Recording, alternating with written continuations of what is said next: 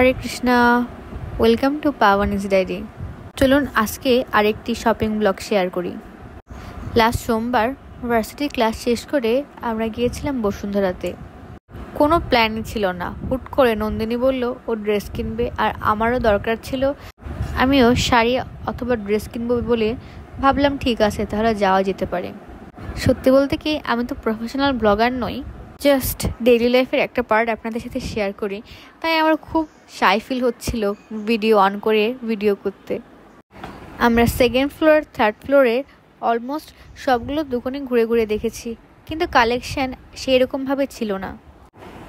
তাই টুকটাক ছোটোখাটো কিছু ক্লিপ নিয়ে রাখি। এরপর আসি আমার কমফোর্ট জোন দেশি দশে। কালেকশান দেখে আমি আসলেই অনেক বেশি হতাশ ফিল করেছি। নতুন তেমন কোনো কালেকশানে দেখতে পেলাম না রং বাংলাদেশ আর অঞ্জন ছাড়া। কিছুটা হতাশ হয়ে আবার চলে আসি আড়ংয়ে। ড্রেসগুলোর প্রাইস ওভার প্রাইস মনে হচ্ছিল, তাই সেখান থেকেও আমাদের কিছু নেওয়া হয়নি। কিন্তু আমরা শপিং করার প্রতি অনেক বেশি ডেডিকেশন ছিলাম যে আজকে কিছু না কিছু কিনেই যাব। আমি ইয়েলো কালারের ওয়ান পিস নিতে চাইলে নন্দিনী বলে তোমার সবই ওই ইয়েলো কালারের, আর দেখতেও সব কাছাকাছি, তাই ইয়েলো স্কিপ করতে বলে। আর ইয়েলো ছাড়া তো অন্য কোনো কালার পছন্দই হচ্ছিল না। তাই আমরা আবার যে দোকানগুলোতে শুরুতে গিয়েছিলাম সেগুলোতে যাই, সিলেক্ট করতে থাকি কোনটা ভালো লাগে না লাগে। তারপরে এই গাউনটার দিকে চোখ যায়, এত ভালো লাগছিল।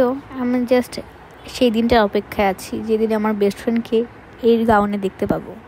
আমাদের অনেকটাই লেট হয়ে গেছে, তাই আমরা বেশিক্ষণ ওয়েট না করে আমব্রেলা থেকে একটা ড্রেস একটা লিপস্টিক নিয়েই বেরিয়ে আসি। যদিও শপিংয়ের অনেক কিছুই বাকি রয়েছে, কিন্তু সন্ধ্যা নেমে গিয়েছে, বেশিক্ষণ বাইরে থাকাও ঠিক হবে না, তাই আমরা চলে আসি। এত জ্যামের কারণে মাথা ধরে যায়। যাই হোক, কেমন লাগলো কমেন্ট করে জানাবেন। হরে কৃষ্ণ।